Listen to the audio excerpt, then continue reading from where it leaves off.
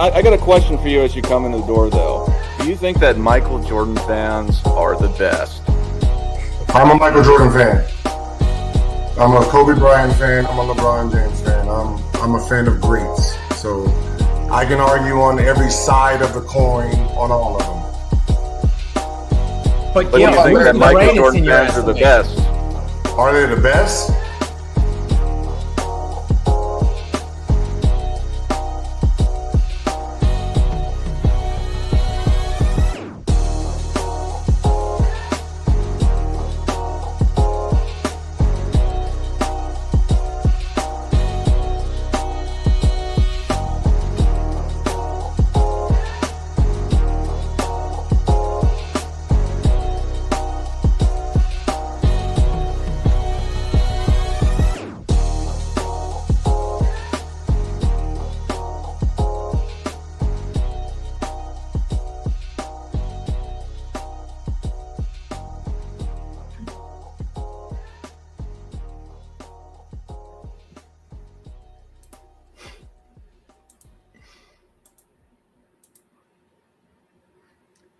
Hello, everyone. Michael Jordan fans are the best. And today we're going to be talking about the greatest duos of all time. But first, before we get into that, let's welcome the panel. I hope you like the new live stream, the new intro for the live stream, because just trying to avoid some of the things that I've been encountering lately. But yeah, NMB Sports, how are you today?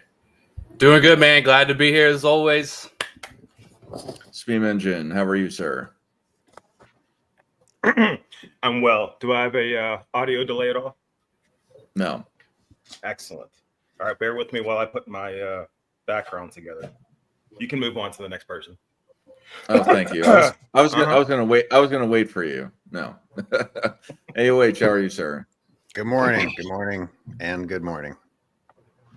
One more. Good morning. Okay, I was waiting for that last one.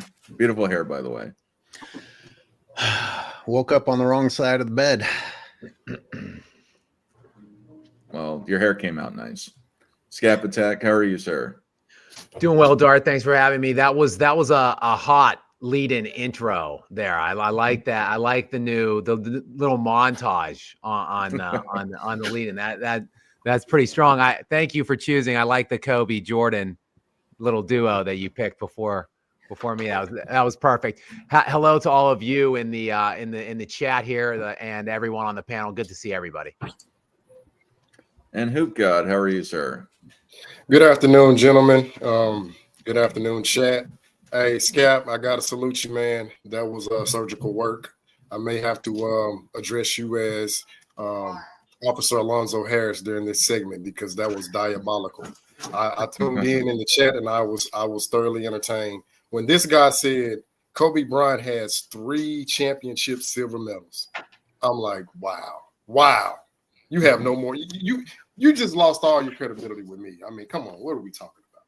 But yeah, I'm ready for this. It was something else. I try, guys, as you know, I'm kind of like a walking stat, right? Like I'm just like I have most of these things and figures in my head. But in 3 hours of time and getting double teamed by the moderator and the guy I'm debating, I couldn't get every fact check. So I'll be fact checking probably all week some of the talking points that you're alluding to when I and Gilbert faced off. But overall, great time. Just real fast before we go, shout out to Lamont and Gil for making that happen for again like hours upon hours. It was fun. It was a lot of fun. Absolutely. Let's get into the subject of the show. Nick, who are the greatest duo, or who is the greatest duo of all time? Since I can't word anyway. Yeah, so I feel like there's some kind of obvious ones out there, but I'm gonna go with the one that I had a lot of admiration for growing up, and that is Tim Duncan and Tony Parker. That's where I'll start. Not that they're the greatest, but that's where I want to start. I thought when I think of duos, like, you know, I don't think of like a LeBron and Wade. They're kind of just two individuals who play great ball or whatever together on the court at the same time. I'm thinking about guys who more or less kind of play together. And as much as I hated watching them beat my Mavericks all the time, it really was fun watching those guys the big fundamental, and they're not very flashy, but yet quite effective, and they got the job done. And I'll start there. I think that's a good maybe middle ground to start. I think there's some better ones out there, but I always enjoyed watching them, even though they beat my Mavericks a lot, as I said. They just always got the job done, and I think Tony Parker is really underrated as one of the better point guards that doesn't get talked about enough.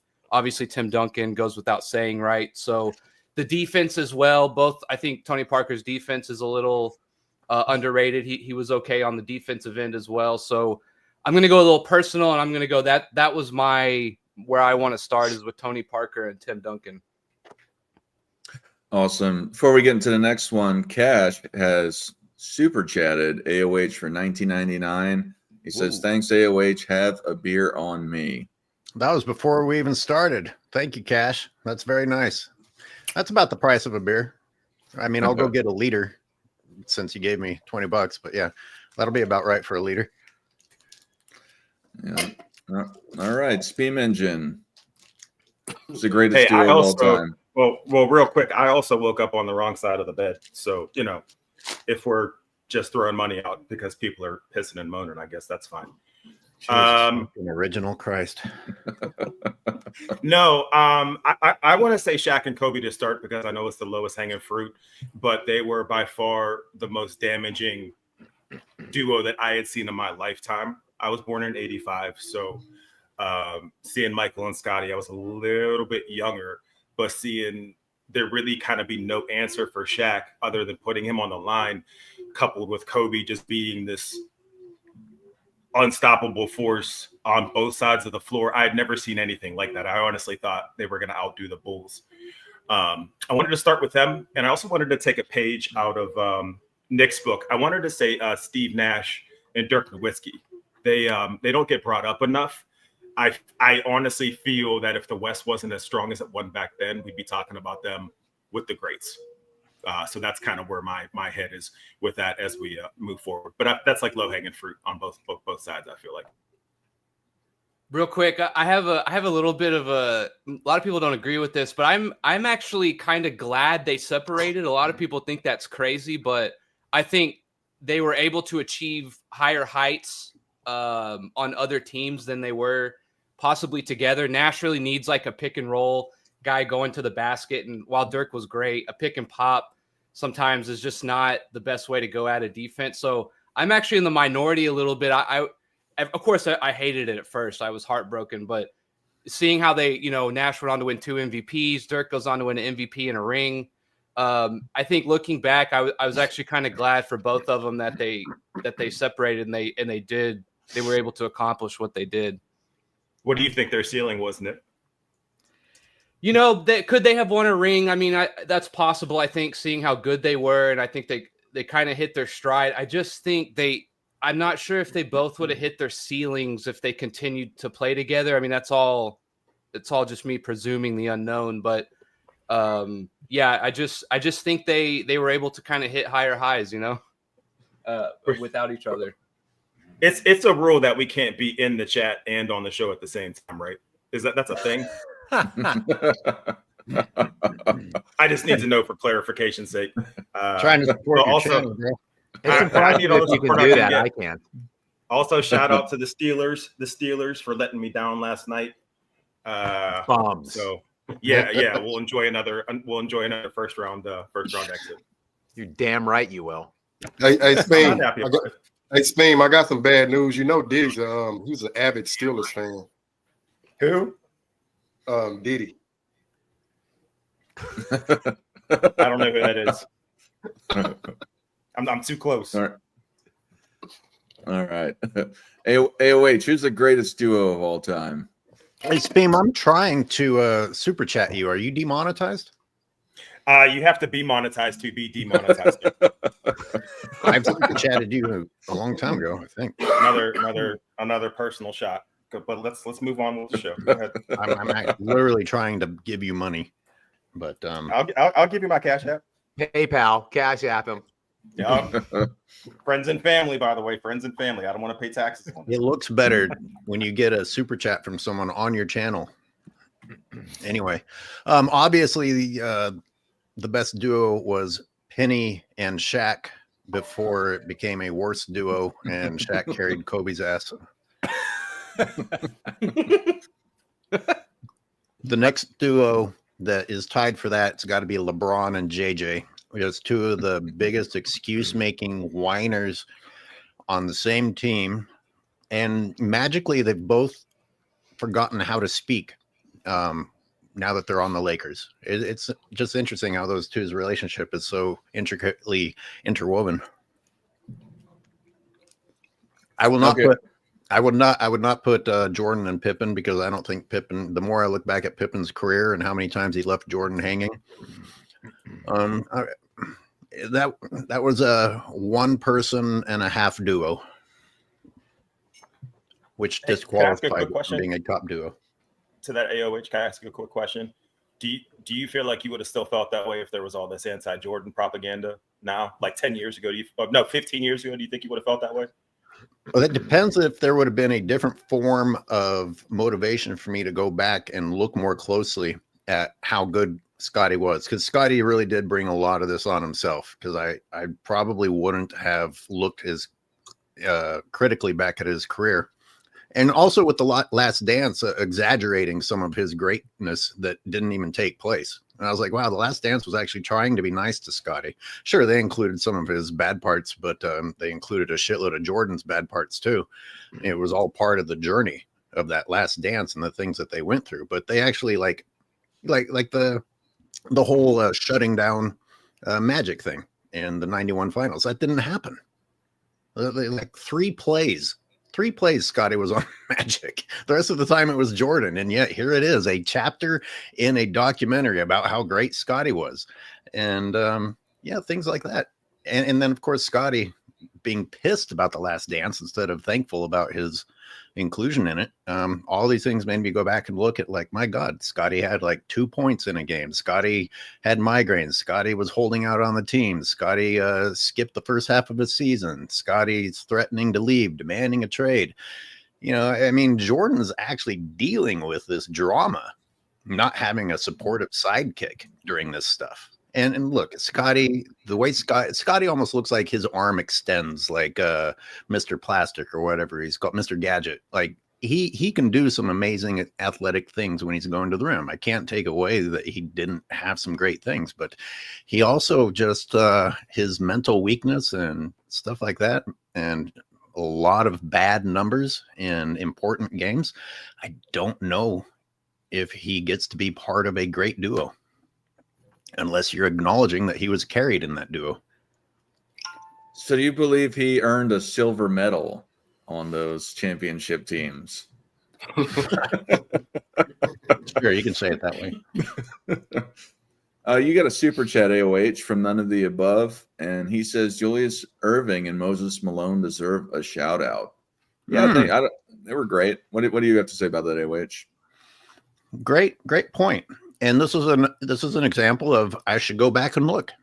I'm not going to pretend like I got to see every Moses Malone and Julius Erving game. It was extremely difficult back then. They were either showing it to you on TV and you happen to be in front of your TV at the right time or not. So, but thank you for the suggestion. I'll go look at Moses Malone and Erving together a little bit more. Scap Attack, who's the greatest duo of all time? Well, first of all, I don't like getting buried down here in the rotation, because a couple things have been stolen from me that I wanted to talk about that people have already mentioned, including I was going to mention Erving and Moses Malone, honestly, and I still will. I think, look, it depends on what are we talking about? Like in a lot of whatever debates, conversations, it comes down to a matter of semantics. Like, define the parameters of the conversation, what we're talking about. Like, what does best mean? Does it mean most decorated? Does it mean that won the most? If it does, then you have to absolutely put Jordan and Pippen at the top. They're generally considered by consensus the best duo in NBA history. Look, it's a confusing and complicated conversation. If you want to predate the ABA NBA merger in '76, you can basically pick Bill Russell and any guy. Like, you can pick like any Hall of Famer he played with in his '60s runs, and say that guy and Russell. I think probably off the top of my head, it would be Bob Koozie and Russell would be the highest level duo on that team I could think of. I think Koozie might have won 6 of them alongside. But for me, though, when I'm looking at the best duos, I'm looking at like 2 number 1 options. I'm looking at a Batman and a Superman. I'm looking at historical great players stacked side by side. That, to me, completely delegitimizes the whole conversation with Pippen and Jordan, because Pippen was substantially beneath Michael Jordan, in my opinion. So I don't look at them as a duo at all. I have Jordan as my all-time greatest player, but when I look at best duos, and look, they didn't win as much as some of these other guys, but recent history, I would bring up Curry and Durant, because those were 2 top 3 players in the NBA at the time, in their primes, joining forces with each other. They only played for 3 years, and they only played a healthy 2 years. They won both titles. I would also look at Kareem, and I would look at Magic, because they're 2 top consensus 5 to 6 players ever, and they played together. But when you look at Kareem and Magic, to me, there was a definite shift, I think, from where like Magic was definitely had taken over, and Kareem was an older player in the second portion where they were going on these runs. Again, same thing. I wanted to mention Moses Malone and Julius Erving. Julius Erving was an older player when they finally won that one title together. I want to mention also real quick Kareem Abdul-Jabbar and Oscar Robertson, to consent like the second or third best player maybe ever. Oscar Robertson, a top 12 or 13. They have one of the greatest championship teams ever, the 70-71 Bucks. They're like top 3 in net differential still to this day. I think they're number 2 all time in NBA history. They won that title. But again, Oscar was 32. He was kind of like a second fiddle at that point. Kobe and Shaq.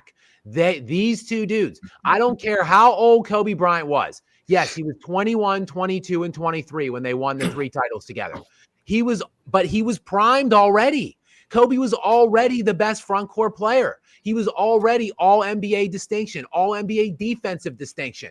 He had an absolutely historically dominant run in 2001, individually in the postseason with Shaq.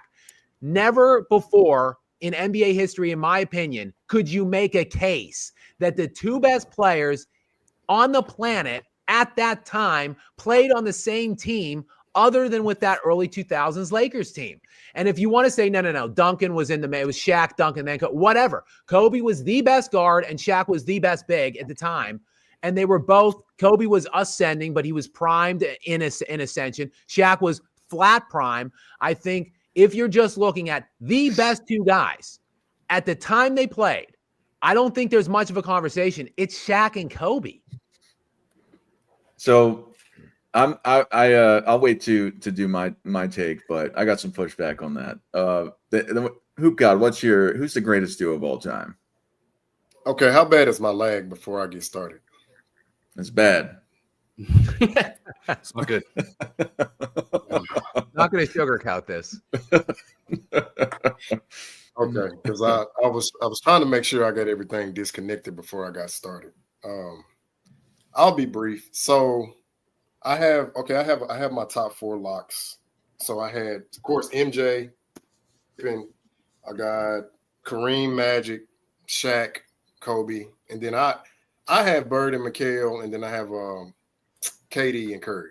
So I have them the top 5 locks, and I figured they were going to get took. So I decided to take a different approach, and I'm going to go with the great Bill Russell and Bob Cousy. The reason being is because they were offensive juggernauts before Bill Russell got there. Unfortunately, they never won a championship. No coincidence they draft Bill Russell. Well, let me be clear. Red Auerbach was able to work out a deal because Russell initially was drafted by the St. Louis Hawks. Now, they instantly get catapulted to the number 1 defense. They win the championship they won off 5 consecutive titles. Now, what I like about that is that they were like a diametrically opposite team. Like they went from being an offensively driven team to a defensively driven team. And then, of course, they riddle off the 5 championships with Bob Cousy being the only MVP caliber player that Bill Russell ever played with. So I chose to go with Cousy and Russell, seeing that They never had a top 3 scorer. In addition to they were never a top 3 offense. Like, I think this misconception that people try to, it's like they're trying to understand how did Bill Russell win the MVP in 1962. I said, well, look, right, the Celtics were just destroying people defensively. They were the only 60-win team, in the midst of Wilt Chamberlain, putting up 50 points per game. You have Jerry West, averaging 38 points per game, and I believe Oscar Robertson with his triple doubles. It's like, no, that was all offense. You have one team out of all those teams eclipse the 60-win threshold. Like, I'm sorry. Like, I know defense it's not the sexy stat. They want to see all the glitz, the glamorous offensive numbers, but no, you can be dominant on defense. So I chose to go with the great Bill Russell and Bob Cousy for my greatest duo of all time, seeing that I already knew, the consensus top 5 was going to be there. So that's my take. I'm going to pass the mic. Hey, real quick. I forgot to mention one real quick. It won't take long. Jerry West and Wilt Chamberlain on that 72 Lakers team. They were older players, but 2 all-time historically great players. They at the time set the all-time NBA record for 69 wins. That record held till 95 when the Bulls won 72. The 72 Lakers still holds the all-time NBA record for net differential in an NBA regular season, and they still hold the NBA record for consecutive wins in a season at 33. I think, again, they only won 1, but I think you have to at least mention Wilt Chamberlain and Jerry West. I think the only ones we forgot so far are Malone and Stockton.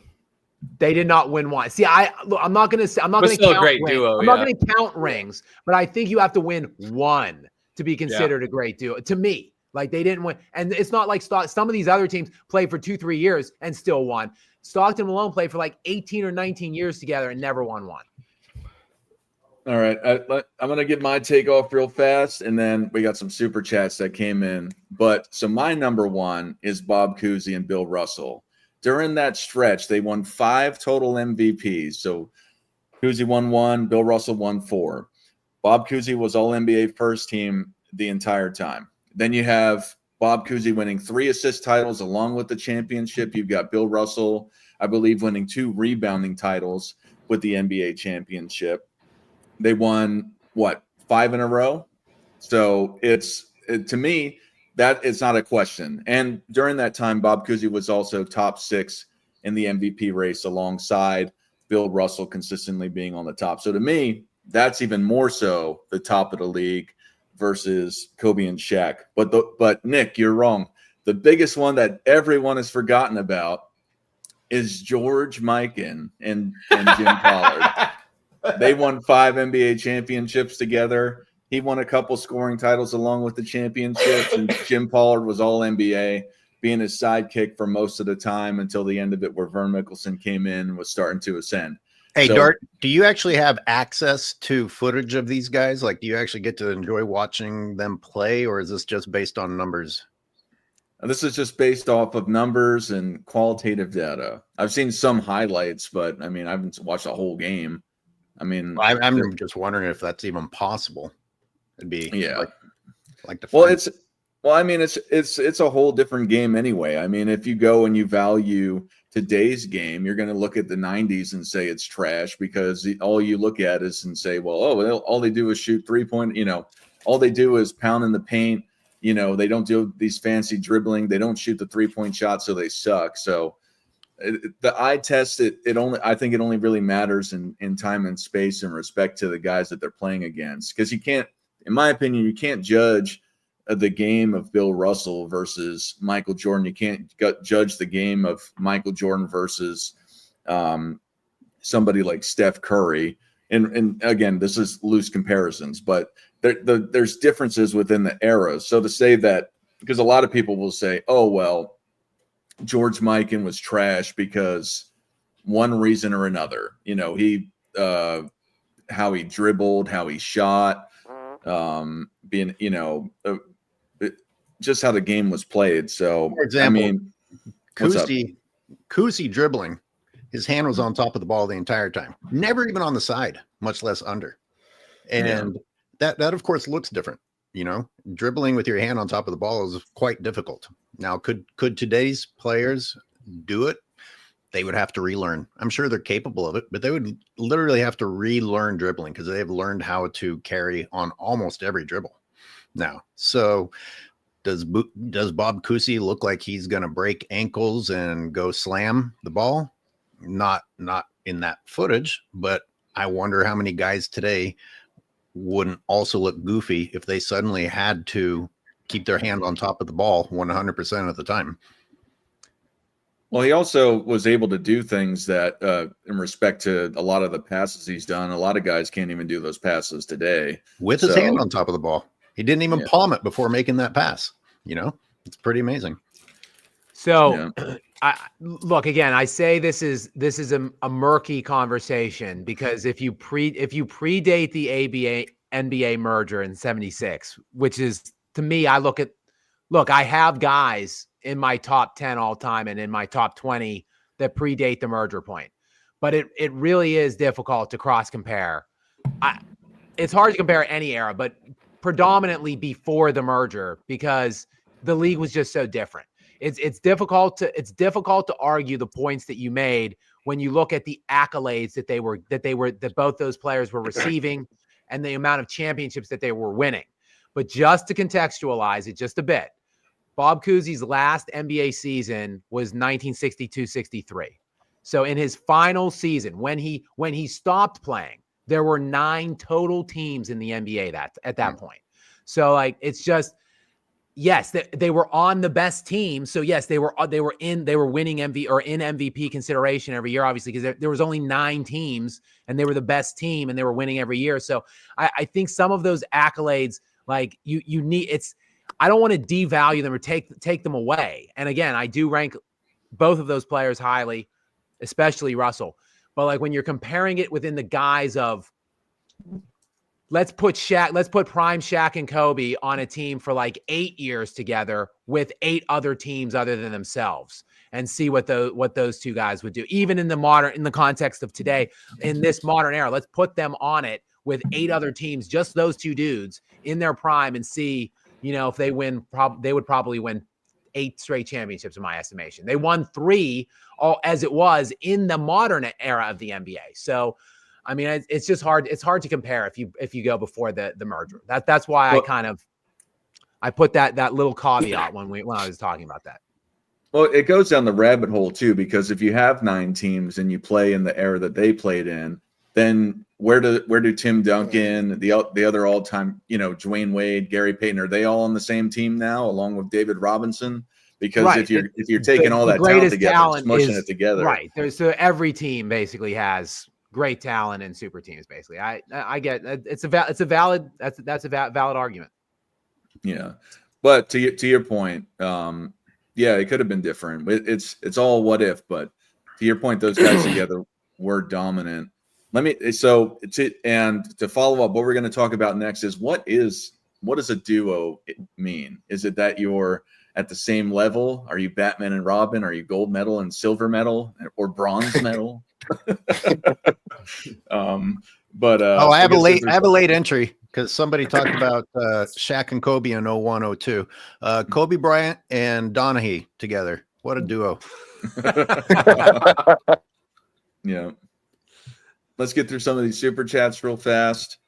Cash super chats says Harold Miner and Ronnie Sakali. What do you say about that, AOH?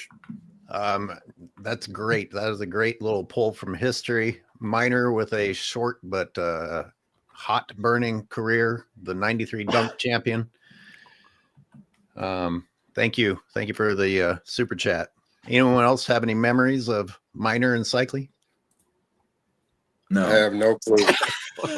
No clue. None. I don't. It's okay. I'm pretending to. Where's Rex? Rex he has to have something. Rex at least read about it. Yeah. None of the above. Super chats for $24. He says, share the 6-way. None of the above. For the 1 millionth time. It's not just you, but everyone in the world. That's not how it works. So it's double work. So if you want to super chat everybody next time, I know it's just AOH here at this point. But the easiest way is if you super chat everyone's individual channel. But I guess if AOH would like to do it, he can. But This anyway, is me spreading it. he says, great points on semantics, Scap. Most dominant, Shaq and Kobe. Most successful, MJ and Pip. Most compatible, Stockton and Malone. Most infamous, LeBron James and Silver. Most forgotten, Moses and Dr. J. Most what if, Dirk and Nash. I guess this is directed towards Scap since your name is in it. So what do you have to say about it? Yeah, I mean, like I said, I think a lot of any kind of a debate or conversation really just does come down to semantics and defining the parameters of what we're actually talking about. If it's just decoration, if it's just the rings, just the winning, just the success level, then that obviously just puts maybe one or two guys up for consideration. But if we're talking about which individual players were individually great at that time that were playing together that constitutes a duo, most unstoppable, most dominant, that changes the discussion to me. And that's why, for me, I think Shaq and Kobe were honestly, they won 3. Think about this. They won 3. Kobe really didn't become Kobe till their first ring. So they played basically 5 seasons together. They went to 4 titles, won 3, three-peated, which is one of only 3 three-peats since the merger point of 76, 77. Literally, Jordan and Pippen were the other 2 three-peats, and then Shaq and Kobe. That's it. That's the only people that have done it in like 50 years. So they were that good, that dominant in such a short period of time, and they hated each other while they were playing. They just despised one another. They were essentially looked like at times competing against each other on the same team on the court, and still no one could beat that team. So, and the team wasn't that good. Derek Fisher was their third option. If you want to go and look at some of these other teams with dynastic duos and so forth, like look at the 3rd, 4th, 5th guys, whatever on those teams.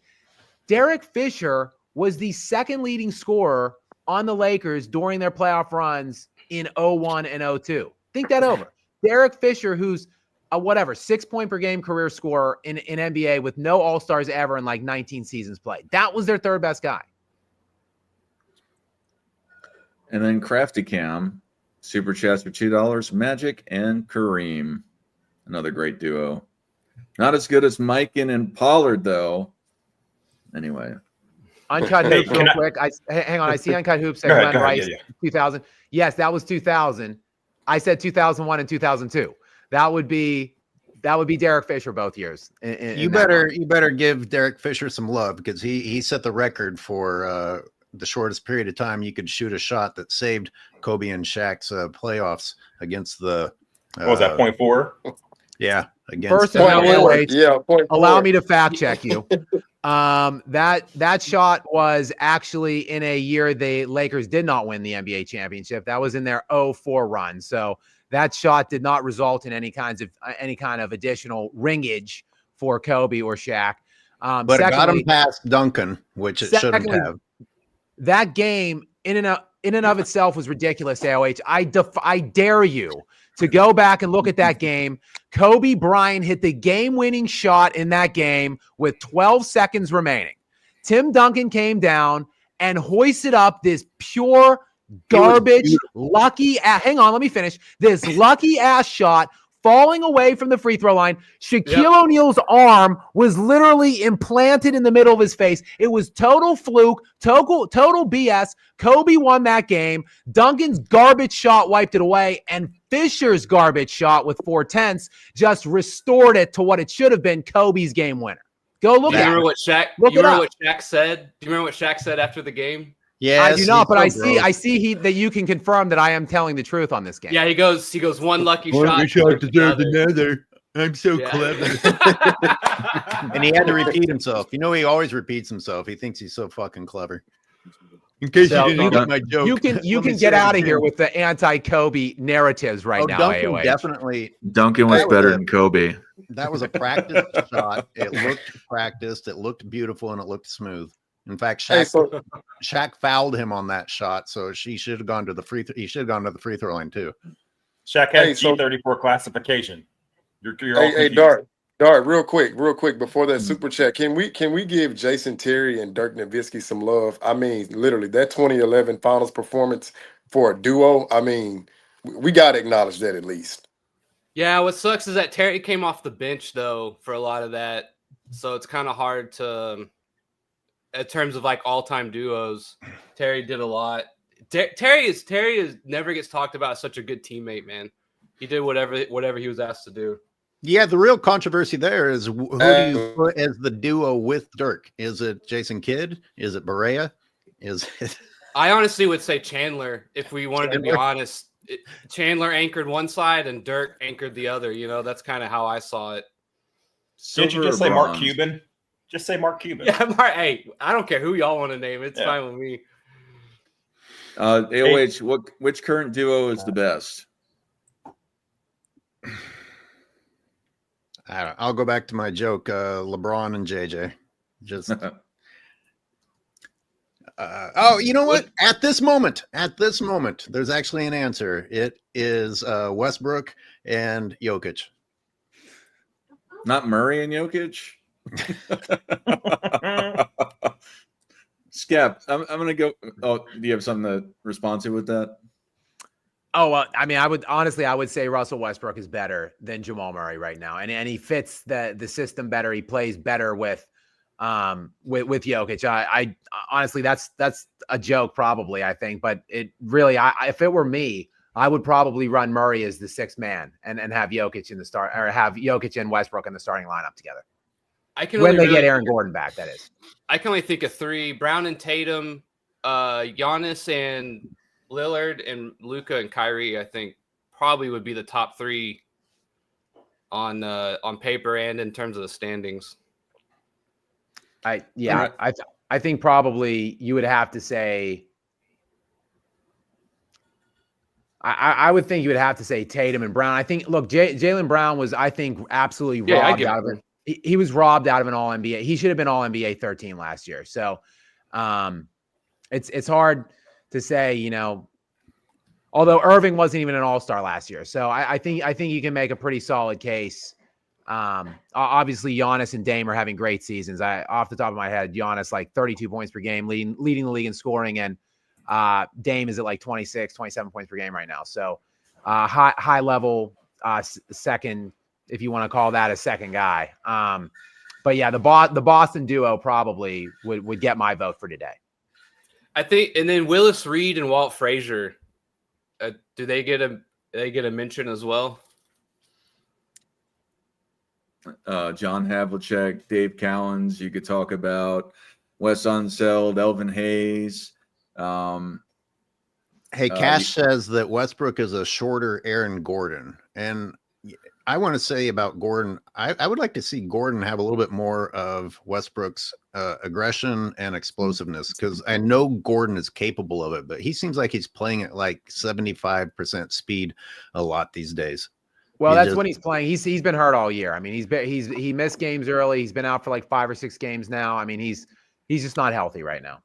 But let's go back to the previous season. Like, I feel like he could rise up and dunk on a lot of people out there, and he just waits for the really easy open lob from Jokic instead of being the guy that goes and gets it. I'd like to see a little bit more of that. Seems like he maxed out against the Lakers. I feel like, what was that, 3-4 years ago in that series? Their championship run when they beat the Lakers in the first or second round?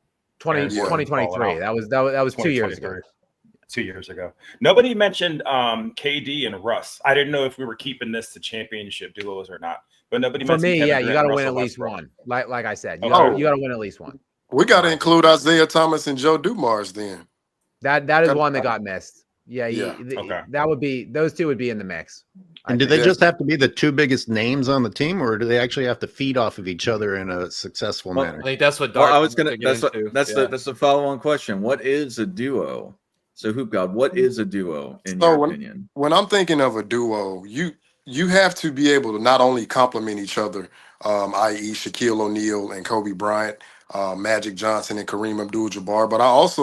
But I firmly believe that you have to be able to take the pressure off of said player, right? Like if one guy's struggling, hey, don't worry about it, big fella, I got you. I.e. Magic Johnson coming in, starting for Kareem as a rookie, and everybody knows the incredible stat line: 42 points, 15 rebounds, 7 assists. The great Shaquille O'Neal, Kobe Bryant.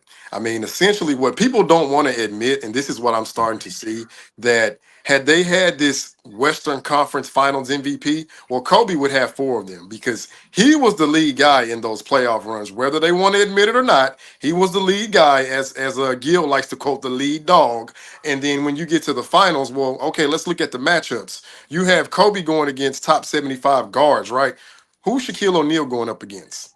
Dikembe Mutombo, Rick Smits, and Keith Van Horn. I mean, yeah, you're supposed to dominate that. So I mean, it's common sense. Yeah, go to Shaq. But I look at a duo like both either or can take the pressure off of the other player. Now, when we get to Jordan and Pippen, I don't really see Pippen being able to take that scoring pressure off of Michael Jordan.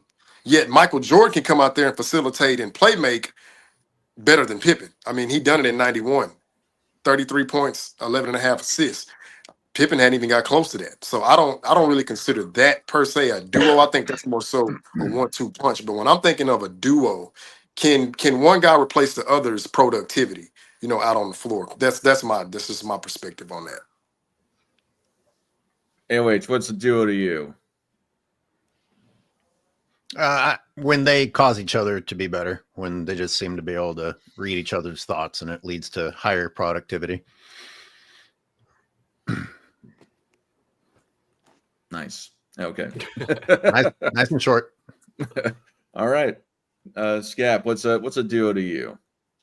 Yeah, to me, it's 2 fairly equal players, which is why my list of duos is somewhat small. It's less. I mentioned a lot, but my list of actual great NBA duos is not very long because I think they have to be 2 historically great guys that were fairly even in their list of duties and responsibilities.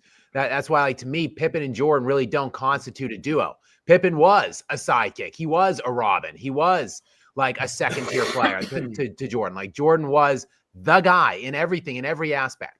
To me, like, Shaq and Kobe do, even though they hated each other and were constantly feuding off the court, they did really perfectly balance each other. I mean, you can't get better than the best, most dominant front court guy and the best, most dominant backcourt guy on the floor at the same time with each other.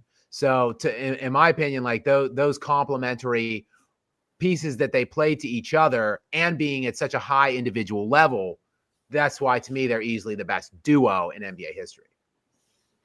Question for Scap. When Pippen was requesting that trade and pulling all that crap on the Bulls, what percentage of that was him truly being upset with his contract, and what percent was him having a Shaq Kobe moment where he needed to feel like he could go out and say, "Oh no, I'm not just a Robin"? I don't know. I lived through the Shaq Kobe feud. I was in, high school, when they were really at their crescendo and they were at their high point. So I saw the media coverage every day. My uncle lived in California. I just had great knowledge of what was going on behind the scenes during that time with the Pippen Jordan stuff. Like, I was really young. I mean, I was around for, I vividly remember Jordan's second three-peat, but like, I didn't really have like a finger to the pulse, so to speak, of what was going on and like the minutia and the news cycle and so forth and the way it was being covered. But just looking at the two players and understanding, if we're going to say Kobe was the guy that was fighting for relevancy, like Scottie Pippen allegedly was trying to fight for, relevancy at the time, Kobe was just an alpha dog. Like, he was just like, he just demanded that. Like, of course he wanted it. He wanted to prove that and show people that he was the 1A. He wanted to do that. He wanted to go off on his own, win his own, and show people what it was all about. To me, Scottie Pippen didn't have that mentality. I mean, you could point to him sitting on the bench and pouting like a little baby in that game the year that Jordan was out when Phil Jackson drew up the last shot for Kukoc. And by the way, Kukoc hit the game-winning shot essentially, by the way. So I just don't think that Scottie Pippen, he was just all about money to me. So I think that was pretty much purely about his finances and not about trying to prove his relevancy and prove that he was a 1A too. Because I don't think he thought of himself like that. Yeah. Nick, what's a duo to you? Yeah, so I feel like the default, it kind of has to be like a guard and a big in a way. I think this is what I was kind of getting with the Dwayne Wade and the LeBron thing, is that they're just two great individual players. They're not necessarily feeding off of each other like in a scheme or in a set play kind of thing. So that's why I kind of went with Duncan and Parker. And I disagree with Scap a little bit in terms of like they have to have the same responsibility or demand or skill set. I think it's possible one guy could be really good and there could be this other guy who maybe isn't good at a lot of things, but he does this one or two particular things that unlock both of their skill sets, right? And allow them to go to a higher level. So it kind of seems like the default in a way kind of has to be like a pick and roll guard and big alley-oop, feeding each other, kind of reading each other's minds and, knowing what the other guy's next step's going to be. That's kind of how I see it. They don't, one guy doesn't necessarily have to be like this prime possible first option. It could just be that he allows the other star or another guy to do what he does well and flourish kind of thing, right? So almost like an Amari Stoudemire and Nash, if you think about it. Amari's a great player, right? But Nash and him, both were allowed to take each other to such another statistical level, and watching those guys play together was absolutely incredible. That's why I was kind of getting with the Dirk and Nash, and Dirk and Nash being a pick and pop kind of combo is just not quite the same as an Amari and Nash roll into the whole athleticism and finishing, right? And you could I think most people would say Dirk, they'd probably take Dirk over Amari, right? But I would argue that Nash and Amari played much better together than Dirk and Nash did, if that kind of makes sense. All right. I think real quick, I just want to say because I do peruse these comments. There's people accusing us of Pippen slander in the comments, and I just want to say that Pippen should stop the Jordan slander. And then people would like that. That's a really good point by AOH that he made earlier, because I had reverence and respect for Scottie Pippen my whole life growing up. And then when he lost his mind and became a damn fool and started talking shit on Michael Jordan, that's when I really started digging into what he actually was and what he did during that span of time. And let me also just say that Pippen was on record for years saying Jordan's the GOAT. And then when whatever he had his falling out with Jordan, now he champions LeBron James too. It's just a pathetic and a disgusting turn by Scottie Pippen. So the fact that he has done these things is why we are now going back retroactively and actually digging into it. So anyone out there that thinks that we're slandering Scottie Pippen, he can look himself in the mirror to understand why that is. Slander has to account for untrue statements. So I wouldn't consider it slander. Maybe being a little hard on him, but it's not slander. Yeah, but like I said, he brought it on himself. I mean, all Pippen ever had to do was just not talk about what he did or say what he did, and people would still love him, Steam Engine, what's a duo to you? That would be two people, Dark. Jesus.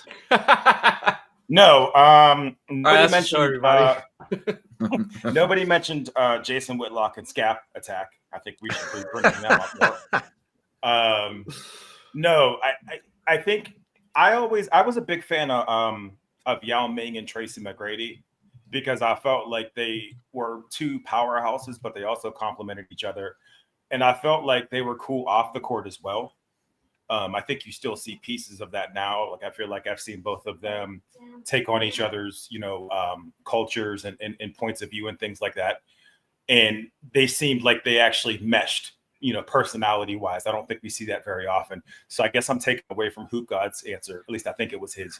When he was Are you talking remembering about two things? players that complement Are you each remembering other. specific examples? I sure would. I sure would love an opportunity to keep speaking because I didn't cut people off when I talked. But no. Of course, what I was saying wasn't boring as fuck. So yeah, that's where I would go. I apologize, audience. I had another point, but AOH. I want to keep your conversation going. I want you to give us some specifics. Like I'm trying to remember Tracy McGrady and Yao's relationship.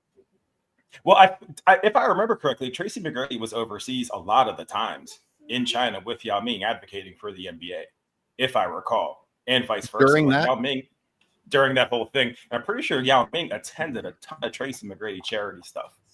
I know they seem to be pretty tight knit off the court. I mean, I can't prove that, of course, but there's the reason I bring that up is because I don't imagine Jason Tatum and Jaylen Brown hanging out outside of basketball, or even Anthony Davis and LeBron James. Like they're not a great duo. They're portrayed to be, but I can't imagine them having a solid relationship off the court.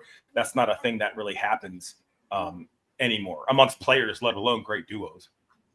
I don't think there was a greater bromance than Dirk and Nash off the court. You've seen some of the pictures of them like at the bar and stuff. I feel like they had. I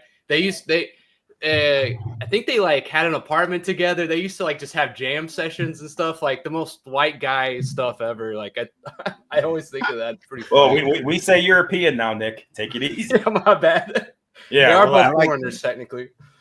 I liked Amari and Nash in the dunk contest together, with Nash incorporating soccer. That was the most overrated dunk I'd ever seen. Are you talking about that kick pass to Amari? He got a 50 on that? And he headbutted one too, I think. So it looked impressive to me. It was ridiculous. Yeah, for Nash, it was impressive on Nash's part, but Amari Stoudemire just did what he always does. Yeah, that's true. Tobias Harris and Boban Marjanovic is the greatest bromance in NBA history, but that's besides the point. Tobias Harris has the worst contract I've ever seen in my life. You know, Cash mentioned that him being a Chicagoan, what the Bulls did and how magical that was for that city. For Pippen to come out and then do what he did was just like putting a stain on something beautiful. It's really kind of unforgivable. It's really sad. Just be thankful for what you experienced. Yeah. So for me, what a duo is that it really, you have to have two heads to a snake, two heads to a spear. There's got to be leaders involved with it. There got to be guys that are a pure front man that are working together. It can't be a front man and his drummer that just does pure rhythm. Like that's not a duo. That's a sidekick. There's a lead man in a band, and then it doesn't mean there's not other front men. You could have a lead guitarist that just kills with a lot of these great melodies and solos, or even the drum guy can do, solos. But the point of it is that a duo is not one strong guy and then a guy that complements him. That I think that's the wrong word to use in the word complement. They have to both be frontmen, and they have to work together to push themselves farther for their goals and basketball purposes to win a championship. And like Scap was saying, I don't consider anybody to be one of the greatest duos of all time if they've never won a championship, because that's the standard. If you haven't done that, then you can be great, quote unquote, but you're not the greatest. That's a underlying thing that has to occur, in my opinion, for you to be considered one of the greatest duos, because if not, what did you really do then in comparison to all time? You didn't do anything. So yeah, I agree. And what's up? We haven't really talked about it, but I did just want to, I mentioned it and really nobody else, but the Curry and Durant pairing was, I mean, that was a pretty elite high leverage kind of a pairing. Like I'd say they're right up there to me. I'd say Shaq, let's say post merger. So from 76, 77 on, I'd say it was probably like Magic, Kareem, Kobe, Shaq, and then Curry and Durant. And that's it. I'd say those are the three best for sure. Because again, Durant and Curry were a tandem where who was even the better player? Like I don't even really know. I mean, you can make a case for Durant. He scored more points. He was the closer. He scored the fourth quarter points. They went through him to take the last shots and all that stuff. But like Curry kind of made that system overall work. Like he freed Kevin Durant up for a lot of the action, and still Curry's points were and rebounds and assists and everything like that. Like, I mean, that was we're just lucky. I hated the whole super team era. We're lucky that Durant didn't want to stay longer there, because they would be assaulting like all-time considerations, because they would probably have 6-7 rings if Durant decided to stay after when he ruptured the Achilles. And they would have beaten the Raptors if he hadn't also. Easily. They would have three-peated easily. Durant got hurt in that finals against the Raptors. They would have. Clay got hurt. Cousins was coming off of an injury. I mean, they were plagued. And then Clay got hurt too that series and missed that. That's when he ripped his knee up in that series. So it was literally just Curry. And I think it was still a 6-game series. I think the Raptors won 4-2, even with them missing Clay and Durant for the whole series. Easily they would have three-peated. And then if we're talking about Durant not even rupturing the Achilles, which I'm still factoring in him doing that. I mean, they could have won 4 or 5 straight, I think, if Durant didn't rupture the Achilles. Does Durant stay even after the Draymond stuff, though? No, if we're playing in the fantasy world, Draymond is gone. I would kick Draymond Green up in a heartbeat. I would have stayed with Durant and shunned Durant or I'm sorry, Green. He would have been excommunicated from Golden State immediately if Durant gave any indication that he wanted to stay. Probably could have, and even back then, you probably could have traded Green and got something good in return. Back then, yeah. Yeah, there's a ton of all-time great players that played together, but in the respect of what you're saying, Scap, ones that won multiple titles, because the Dr. J. Moses Malone one was tough, as the kids like to say as well.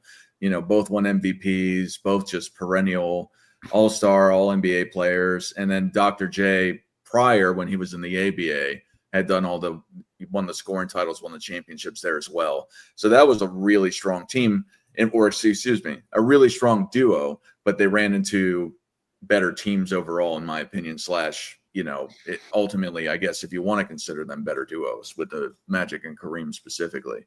The East was brutal too at that time. Yep. And they made the finals, I think 3 or 4 times during that run, but they either lost to the Lakers, they lost to Portland, and then they lost to the Celtics quite a few times. Here's the tricky thing with Pippen's legacy.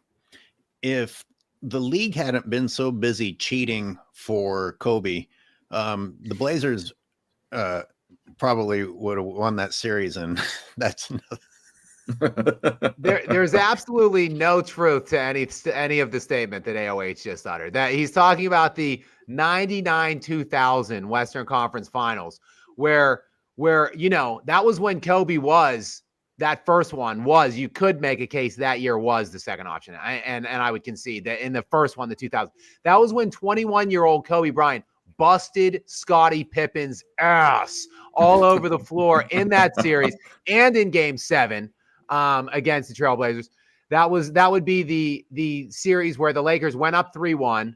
The Trailblazers came back to even at 3-3. Then the Trailblazers were up by 13 points at the end of the third quarter in Game 7 in Staples, and they just couldn't hold the greatness of young Kobe Bryant. They couldn't stop young Kobe in the fourth. That was when he crossed the shit out of Pippen, by the way, and lofted that pass up to Shaq where he came in and hammered it, and they ran down the court. He did. He made Pippen look really bad on that. Yeah. But after that alley-oop, did Shaq pretend not to see Kobe? Because I think Kobe wanted to get dabbed up. You're right. I remember that. Yeah. Shaq did kind of ignore Kobe when they were running down the court. He did. All right, we got the end. That was it. That was the moment. We got some super chats that came in. Crafty Cam says Kobe and Gasol are a great duo because Labalco was still crying about losing Defensive Player of the Year. We just have to fact check this real quick. That was brother Mark Gasol, not Pal Gasol, that won that Defensive Player of the Year award that LeBron still does. LeBron legitimately still does cry about this. That was, I believe, 2012, maybe 2013. Over a decade ago, and I saw him on his his name of his show is, whatever that thing is. And he literally this year, like a few months ago, and he was saying, well, I should have had that Defensive Player of the Year award. I should have had that one. Like, still crying about it. Like 11, 12 years later, LeBron James, the king of pettiness. He cries. Remember that one time? He cries on so many different platforms. It's hard to keep track of which one he whined on. Hey, Scap, the name of that show is called Mind the Blame. That's the one he was crying and complaining on.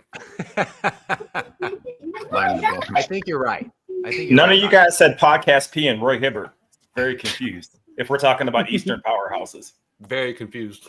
I mean, are you saying like 6 tier or something like that? Okay. DeMar DeRozan. No, I'm just on this. I'm on this Podcast P hate train lately. Oh, I can't stand him. It's getting there for me. Not to digress. Sorry. What about Jeff, DeRozan? you know who Tim Donaghy is, though, right? You know who Tim Donaghy is, right? If we're not talking about cheating for Kobe. Okay, just making sure.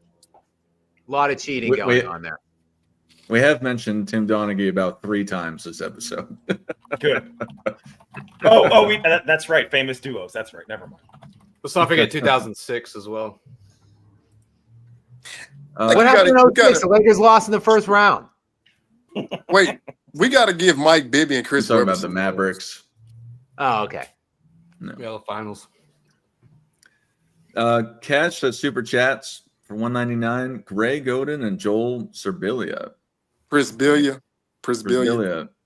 Who, God, you were about to mention who? Mike Bibby and who? Chris Webber? Mike Bibby and Chris Webber. I think that duo, I think they were significant. Unfortunately, they just ran into a buzzsaw. So, yeah. I mean, if we're talking guys, duos that didn't win, we can also mention Gary Payton and Sean Kemp. Just want to say that. The glove and the Rain Man, respectively. Oh, what about Clyde Drexler and Hakeem? You're right. They did. They won the 1 year. He came over. He slid over from in the trade deadline in '95, and they went on that magical run in '95. I can't believe the Rockets got him for what they did. Who'd they trade again? That's the center, the power forward, and Otis Thorpe. Yeah, man, just absolute robbery. Yeah. King's Speech super chats for $5. He says, "Scap, are you from Colorado? Just trying to get a handle on your Jokic love. He's one of my favorites too. I try to emulate him on the court when I play." Yeah. So I basically completely despised the NBA from 2011 on, because LeBron James and Kevin Durant just completely destroyed the NBA with super teaming garbage and destroying the competitive balance of the sport as a whole. Completely unwatchable.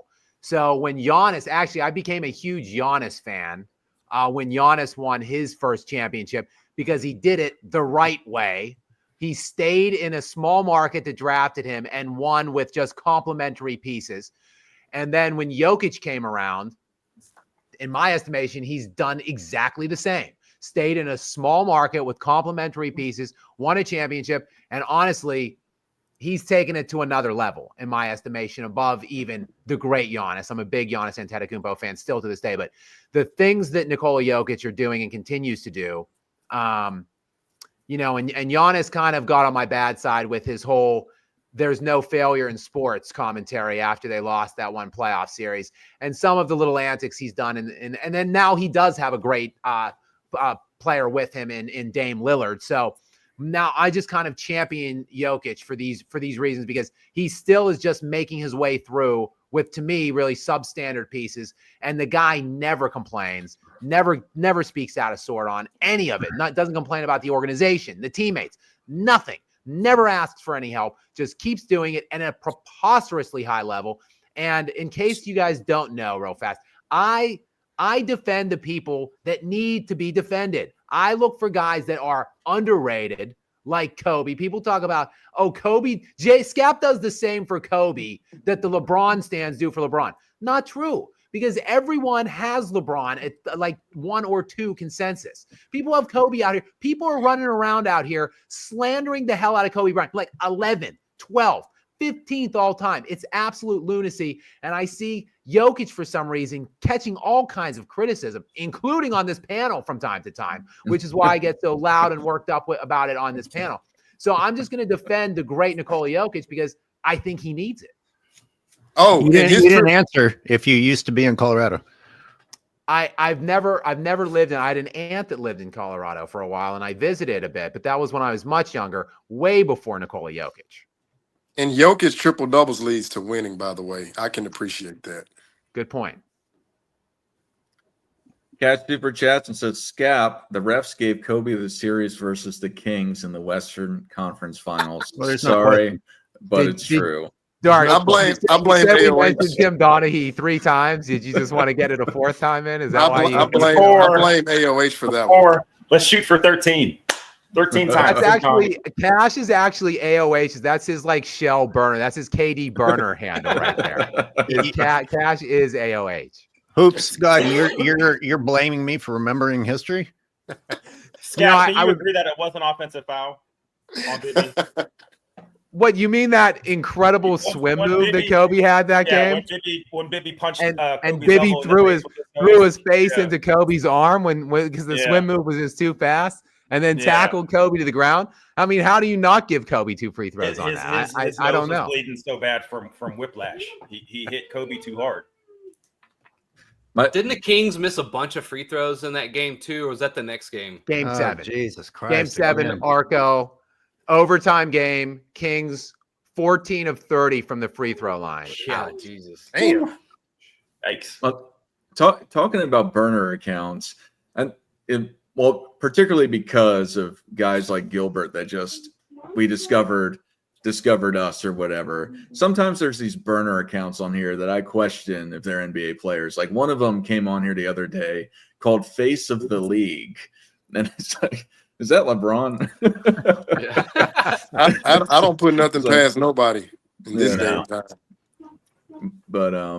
But yeah, and then even with some of the contention with the when FYF was in the debate league, there's a burner account. He's like, yeah, it was some burner. He's like, yeah, you know, if I came on here, I would do whatever. And it's like, it had to have been somebody in the realm of at least media, if not a prior or current NBA player. Real quick, Dart, because I want to stay as positive as possible. But since you mentioned his name, FYF snitching to Kwame Brown about Scap calling him trash or whatever. It might have been the softest, most vulnerable thing I've ever seen a man do in my life, and that's not even me talking trash. That's just me. Like I've never seen that action take place where somebody just immediately, as somebody comes in the room, says, "Oh, by the way, Scap said so and so and so and so," and it's just like what are we doing here with that? And I don't want to give too much context to it because I don't want to give too much attention to it. But Scap, just know that I recognized how corny that was, and I did my best. I do just want to say that I apologize to Kwame, and I actually went back and rewatched what I said. And I said Kobe, by and large, had trash for the last 10 years of his career after Shaq left. So I was, in essence, lumping every player that Kobe played with after Shaq into the trash category, including Pau Gasol. So it was no disrespect to Kwame Brown. Obviously, I don't think Pau Gasol is trash.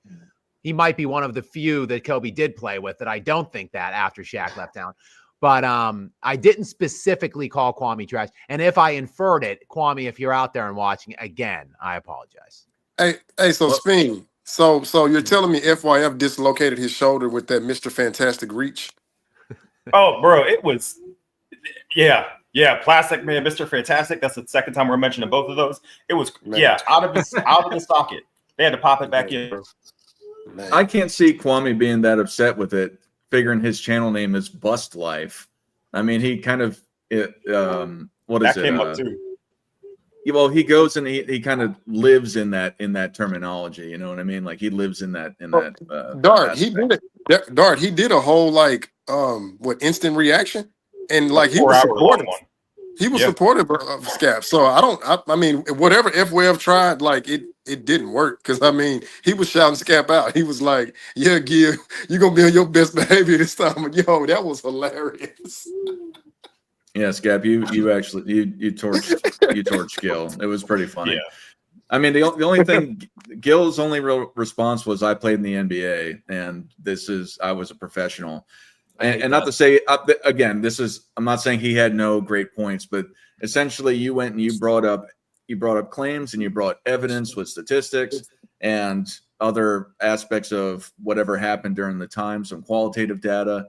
And then a lot of what Gil was saying, I'm not saying this is everything he said, but a lot of it was, well, I played in the NBA and so said this, and then he just left it at that, or he would dance around your statements or your questions.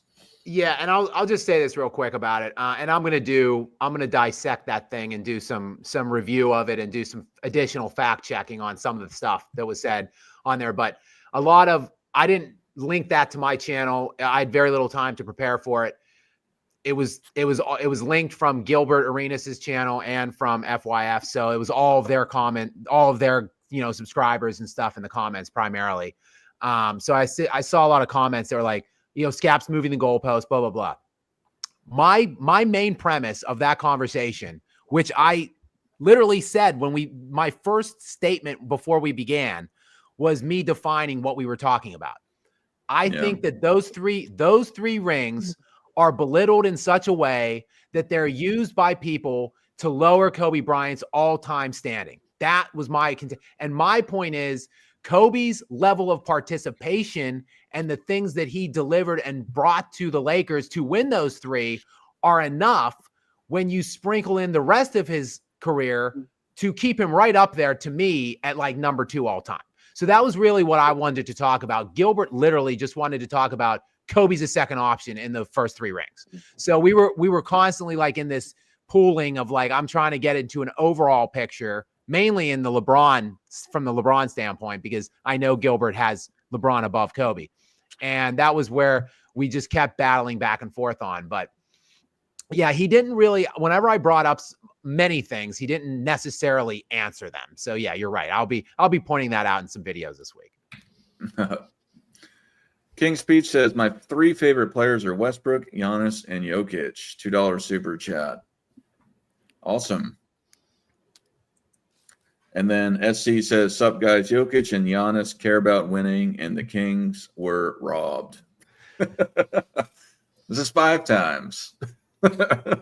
Man, AOH, how many of these burner accounts do you have? Are you counting the one I'm creating at the moment? I see you. We don't see you up there because you're currently typing super thanks to yourself here. Somebody's got some background noise with a child or something. Yeah, that was I just yelled at her to listen, to be obedient. At least he uses a burner account for you, Scap. He just attacks me directly. That's AOH. true. So be happy. Kobe Bryant Film Rooms super chats for $1.99. Salute Scap for putting out the truth on Kobe. The rapist. Wow. Therapist. You spelled your therapist. That's a joke for the kids. I'll take it. That's a funny skit. Man, AOH, he's running amok on this. We needed someone to take over since Robin's that wasn't not here me. today. What are you talking about? All right, I'm going to drop the link. I think we got time for about 1 caller, and then we'll shut this thing down. Oh man, if you're on my channel, you got the jump, because AOH's channel, or if you're on Nick's or Hoop God's channel, you got the jump to call in. Yes, everyone. Apologize for me not linking. I talked about with the guys here before we came on, but apologize for me not getting this up on my channel. I have some moderator issues. I have some spamming issues going on that I need to sort out. I don't want to bog down the chat in the interim until I manage to get that. So if you found me, if you're from my channel and you found your way here, thank you for coming over. And subscribe to Dart, please. MJFB. Subscribe here to him. Same Thank thing you. for the 2 or 3 people watching my channel, including AOH. And Subscribe the to other every. two are my burner accounts, so you're thankful for. You're welcome for all three. Yes, thank you. Please take note of the ticker on the bottom. Subscribe to all in the stream, all super. Anyway, no. Take note of the ticker. It says you subscribe to everyone, please, as well. That's on here. But yeah, nobody's called in yet so far. That's usually they call in faster, but I guess most of the people are on AOH's channel. I think we got about 50 What are you on saying mine. that they can't call in if they're on my channel? It's not getting shot to your channel. It's getting shot to my channel or the link. You can drop it in your channel. Okay. But yeah.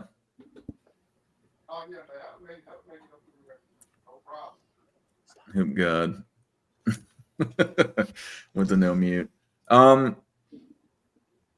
But yeah, so yeah, I'm excited to see your Gilbert breakdown, Scap. I think you dropped a video earlier. I didn't get to watch it because I essentially roll out of bed to come do this in the morning. So anyway, yeah, I had pre-written. I was writing a video when that all was going down, and I was working on it when Lamont at FYF comment reached out and got a hold of me and wanted to set that up. So I didn't get to finish it, but I wanted to put it out in some capacity. So I edited it and, I got it out today. Luckily, it's kind of like a tease for what's coming in terms of those videos next week.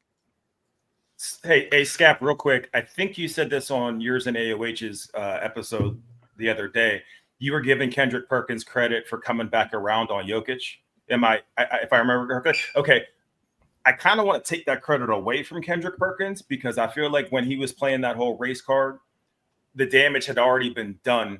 And that's in large part why Embiid even got that MVP. So for him to come around the next season, then acknowledging Jokic's greatness, to me, that's like, all right, cool. But you already did what you set out to do by basically, commanding this narrative that he shouldn't have another MVP. So now he doesn't get it. And from now on, he's no longer going to be the three-peated, European great.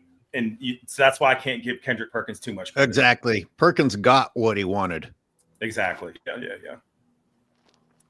Vacation Wealth Partners super chats for almost $200, $199.99.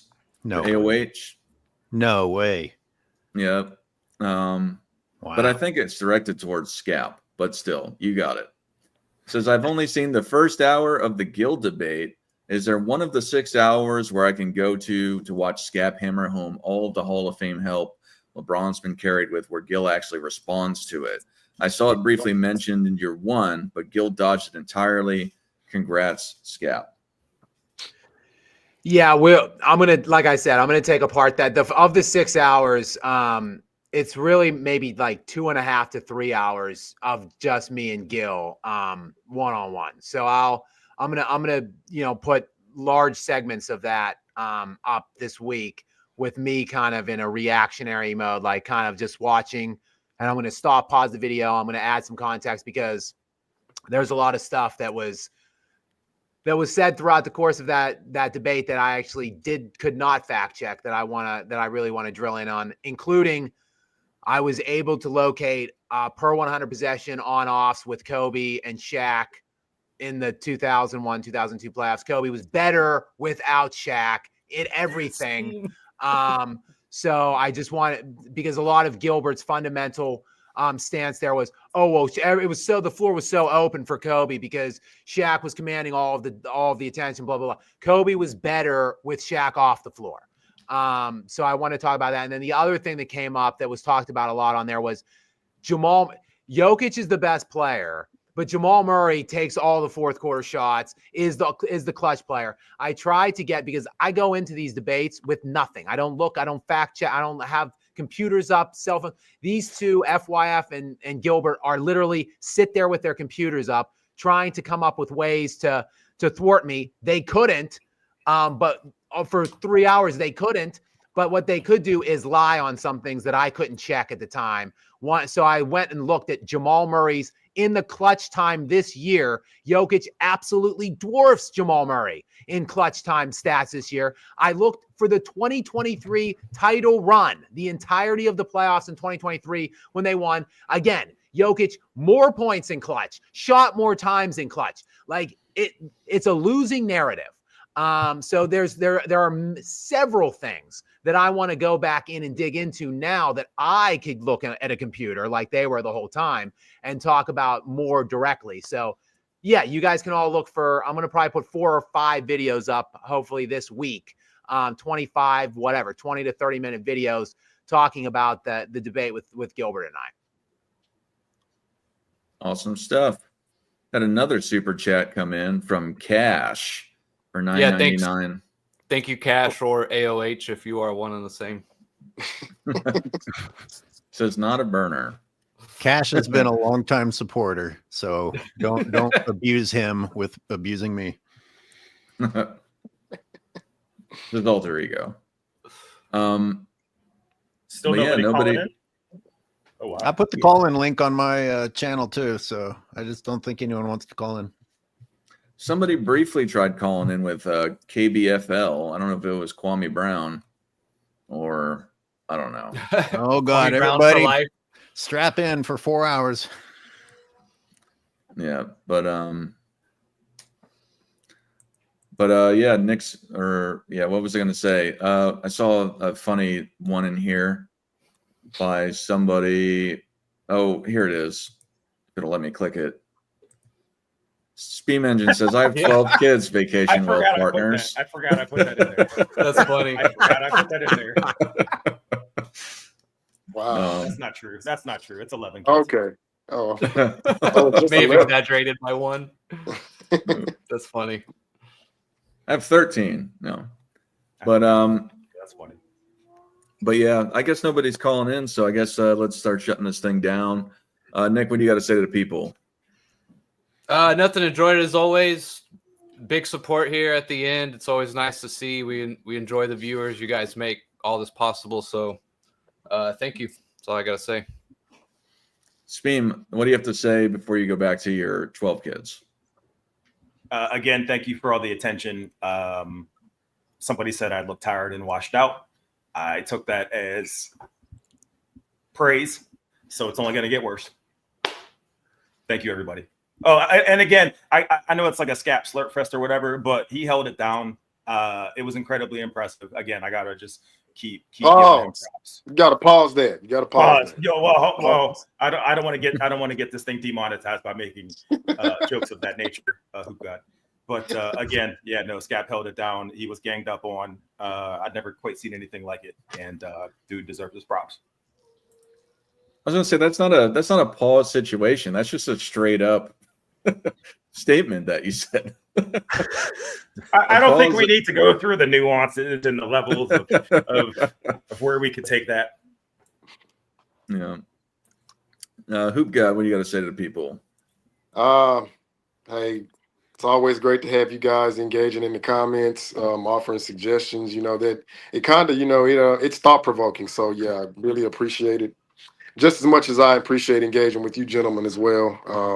I always take away something like, hey man, he said something right there. Let me write this down. Like I want to keep that in my mind's eye. Dart, I have one quick proposal. With all due respects to the channel, since Kwame did the instant reaction on Scap, Scap, I was gonna see if you could possibly get Kwame on the show. I would love to just have a nice little combo with him, because I see that he's not one of the chosen ones, and he speaks so freely. I would just like to talk to him, just one of these particular days, if you're in communication with him. Like I said, Dart, if that's okay with you.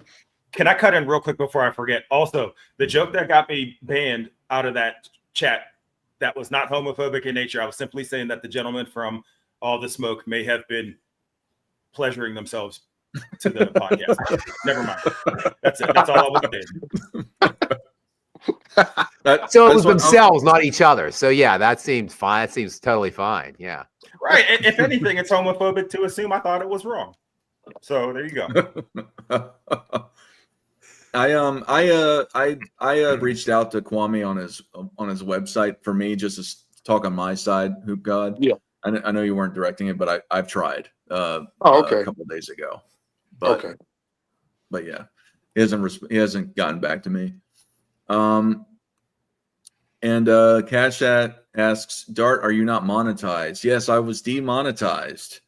So yeah. Dart, is that why I can't super chat any of these guys since they're running from your platform? Like I can't super chat anybody?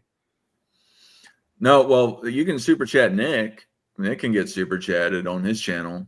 Oh, AOH, if you Thanks really so want much to for your super terrible chat taste, us, Nick. just go to a random video and super chat us. Go where? Go where? Some people Super may not be thanks. monetized yet. Yeah. On their channel is probably why. If they don't have that super chat sticker in their chat at the bottom of their chat, it probably means they're not monetized yet. Yeah. Anyway, you got something for the people? Well, thank you to all the people that did give super chats today. I'm very thankful for the ones that came through to me. Thank you, Scat, for coming on Friday after suffering through Gil and FYF on a Thursday. Yeah, it was a good discussion today. I think somebody wants to do a Duncan versus Kobe should be ranked higher debate in the future. Oh, we already did that. On here? Oh. Well, Yeah. we did a who's better, Duncan versus Kobe, and I got ganged up on the entire time. Oh. I remember vividly. That did happen. I was part of that. But I'm still right, but that's besides the point. No, but yeah, is that I mean, I'm okay with revisiting it. I would just like somebody to be on my side.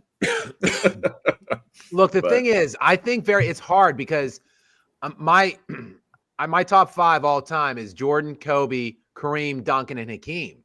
So I've got Kobe at 2 and Duncan at 4. Like it's like I don't want to just come on here and trash Tim Duncan. You know, I think very highly of Tim Duncan. I have Tim Duncan very high. So it's hard for that's a difficult debate for me to do, honestly. I can and I would explain again why I give Kobe the edge, but I think Duncan is another one of these guys who's probably at this point gotten to be a little underrated, I think. I think we could do a Magic versus Kareem since we do something separate. Yeah. That would be a good one. Yeah. Do people not have Duncan in their top 10? I'm confused because that's the way this Gilbert didn't. When I was talking in the debate with Gil, he said I actually got him to admit that. He's like, I probably have to revisit my ranking on Duncan because I don't have him top 10. Oh wow. That's wow. Wow. I don't even know how you can. Surely it's not because he spanked LeBron on 2 occasions. Surely not. Surely not. Well, Duncan is not in my top 10 greatest. I think he's one of the best, but I think that guys like Kobe are greater. But I won't go down that rabbit hole. I've done probably about 15 shows on this. What's the difference between greatest, first, best, Dart? I don't understand. Can you explain? Watch one of my many shows. I got 3-hour live streams. Scap, what do you have to say for the people? Thanks for coming out, guys. Again, sorry I didn't have this link to my channel. Thank you. Appreciate anyone that came here. I know AOH was running most of his burner accounts in the comments section, but thank you to everybody else other than AOH who was in the comments today. And thank you guys, the panel. As always, great being here whenever I can. And good luck to everybody today. In week 18 of the NFL, we have some pretty luscious and tasty games on today. A couple in effect playoff games. Pause. Go ahead. A couple playoff games in the mix. Obviously, Hoop God wouldn't know anything about that with his Hoop Dallas Cowboys, but a lot of other people with real teams have a lot of stuff at stake today. So good luck to everybody. Yeah. Again, I want to thank everybody. I want to thank the entire panel for coming on here as well. Thank everyone in the chat. Everyone who super chatted. We had Uncut Hoops in here. I think there's one more super chat that came in actually. Yeah, just so we can get it. Norse Mustang says, I think Bill Russell and Sam Jones were a great duo because Russell carried the defense and Jones, for the most part, carried the offense. Yeah, I mean, I guess at some points, he was a good scorer. I think I would pick Havlicek over him in respect to that, or Koozie and Havlicek. But Jones had a couple years where I believe he led the team in scoring. But still, point taken. Hey, Norris Mustang, you know Bill Russell was the one assisting him on that scoring load. You know, just want to throw that in there. All right. But yeah, thank you, everyone. And Michael Jordan fans are the best.